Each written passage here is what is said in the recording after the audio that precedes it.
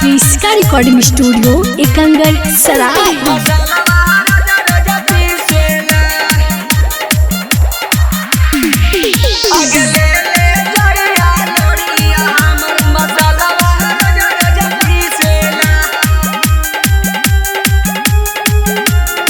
Presented by क्रिस्का films. देखे जइहा बेलुनवा के छौड़ी रोजा रोजा खेलेला। देखे जइहा बेलुनवा के छौड़ी रोजा रोजा खेलेला। अगले ले जइहा लोड़िया हमर मसालावा रोजा रोजा पीसेला। अगले ले जइहा लोड़िया हमर मसालावा रोजा रोजा पीसेला। मेहिन मेहिन माल फेंकताऊ बढ़िया से घुसेला। मेहिन मेहिन माल फेंकताऊ बढ़िया से घुसेला। अगले ले जइहा लोड़िया हमर मसालावा रोजा रोजा पीसेला। अगले ले जइहा लोड़िया हमर मसालावा रोजा रोजा पीसेला।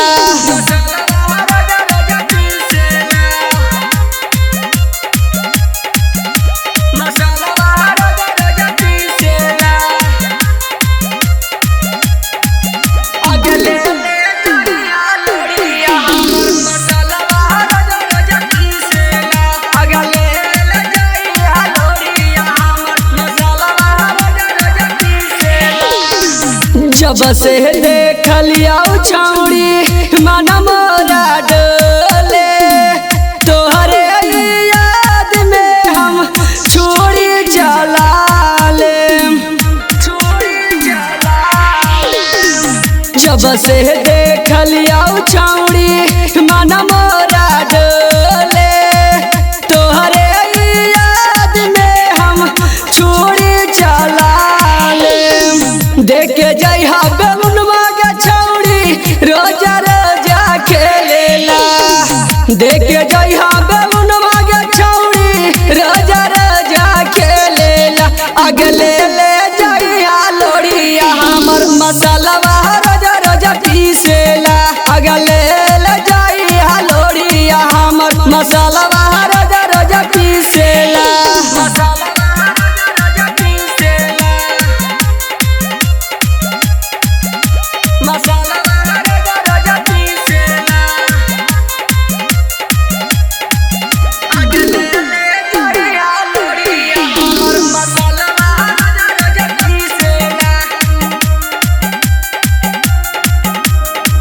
क्रिस्का रिकॉर्डिंग स्टूडियो एकंगर सराय। भरमुठी हाथवा से लोड़ी पकड़िए। रे सुन पियाज कुछ के सैया के खिलाई है। अर्जुन सागर के हलोड़ी बारी यार गे। तोहरा सिलौट पर तो देह बौला गड़ गे। टेम्पू डालाई बार के हलोड़ी बारी यार गे। तोहरा सिलौट पर तो देह बौला गड़ गे। मेहिन मेहिन माल फेंकताऊ बढ़िया से घुसेला। मेहिन मेहिन माल फेंकताऊ बढ़िया से घुसेला। अगले ले जइहा लोड़िया हमर मसालावा रोजा रोजा पीसेला। अगले ले जइहा लोड़िया हमर मसालावा रोजा रोजा पीसेला। क्रिस्का रिकॉर्डिंग स्टूडियो एकंगर सराय।